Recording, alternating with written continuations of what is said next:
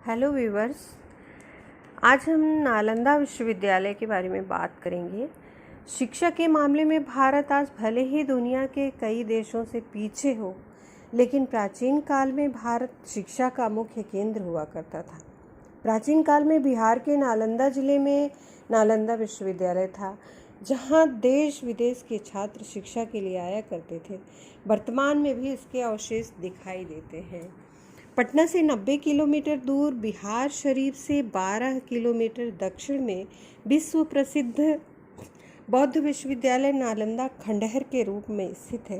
प्रसिद्ध चीनी यात्री युआन चांग ने 7वीं शताब्दी में यहाँ जीवन का महत्वपूर्ण वर्ष एक विद्यार्थी और शिक्षक के रूप में व्यतीत किया था। उसने अपने ग्रंथ सीन्युकी में नालंदा की भव्यता का विशद वर्णन किया है। गुप्तकालीन सम्राट कुमारगुप्त प्रथम ने 415-454 ईस्वी पूर्व नालंदा विश्वविद्यालय की स्थापना की थी। कालक्रम से यहाँ महाविहार की स्थापना के बाद इसका नाम नालंदा महाविहार रखा गया। नालंदा विश्वविद्यालय में अध्ययन के लिए जावा, चीन, तिब्बत, श्रीलंका एवं कोरिया आदि के छात्र आते थे। जब युआन चांग भारत आया था, उस समय नालंदा विश्वविद्यालय में 8500 छात्र और 1510 अध्यापक थे। इसके प्रख्यात अध्यापकों में शीलभद्र, धर्मपाल, चंद्रपाल, गुणमती, स्थिरमती, प्रभामित्र, जिनमित्र, दिक्नाग, ज्ञानचंद्र, नागार्जुन इत्यादि थे। इत्सिंग के यात्रावर्णनों में भी नालंदा का वर्णन मिलता है। विदेशी यात्रियों के वर्णन के अनुसार नालंदा विश्वविद्यालय में छात्रों के रहने की अच्छी व्यवस्था थी। भवन भव्य और विशाल और कलात्मक थे। नालंदा विश्वविद्यालय के शिक्षक अपने ज्ञान एवं विद्या के लिए विश्व प्रसिद्ध थे। चीनी यात्री युआन चांग ने नालंदा विश्वविद्यालय में बौद्ध दर्शन, धर्म और साहित्य का अध्ययन किया था। उसने 10 वर्षों तक यहाँ अध्ययन किया था। विश्वविद्यालय में कड़ी प्रवेश परीक्षा द्वारा ही प्रवेश मिलता था। विश्वविद्यालय में प्रवेश के बाद छात्रों को कठोर परिश्रम करना पड़ता था। यहाँ से स्नातक करने वाले छात्र का हर जगह सम्मान होता था। वर्णनों के अनुसार नालंदा विश्वविद्यालय में शिक्षा, आवास, भोजन आदि का छात्रों से कोई शुल्क नहीं लिया जाता था। राजाओं और सेठों द्वारा दिए गए दान से ही विद्यालय चलता था। नालंदा के विद्यार्थियों के द्वारा ही एशिया में भारत सभ्यता और संस्कृति का प्रचार एवं प्रसार हुआ। यहाँ के विद्यार्थियों और विद्वानों की मांग एशिया के सभी देशों में थी। नालंदा में बौद्ध धर्म के अतिरिक्त हेतु विद्या, शब्द विद्या, चिकित्सा शास्त्र, अथर्ववेद, योग शास्त्र, ज्योतिष, नक्षत्र विज्ञान, पुराण और संख्या से संबंधित विषय भी पढ़ाए जाते थे। युआन चांग ने लिखा है कि नालंदा के 1 सहस्त्र विद्वान आचार्यों में से 100 जो सूत्र और शास्त्र जानते थे।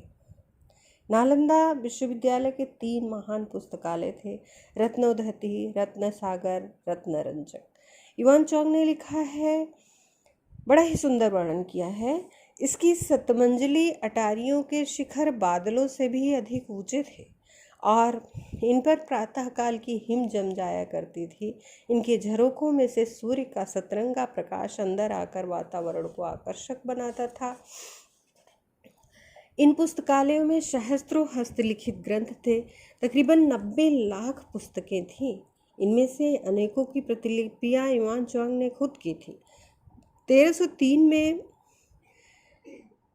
अज्ञानी क्रूर बख्तियार खिलजी ने आक्रमण करके नालंदा विश्वविद्यालय को बड़ी ही क्रूरता से विध्वंस कर दिया और भिक्षुकों और शिक्षार्थियों को मौत के घाट उतार दिया।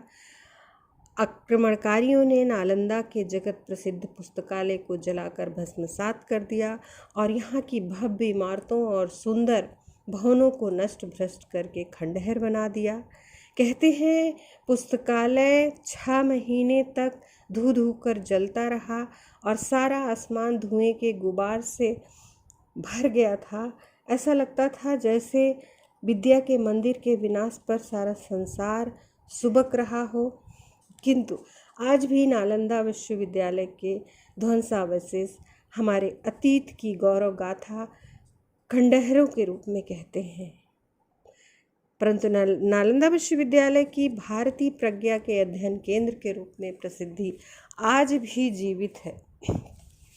वस्तुतः नालंदा विश्वविद्यालय भारतीय शिक्षा व्यवस्था के गरिमामयी इतिहास का सुदृढ़ स्तंभ है, जिसका कि पुनर्विश्लेषण और भारतीय शिक्षा व्यवस्था में पुनरेकीकरण एक आवश्यकता है।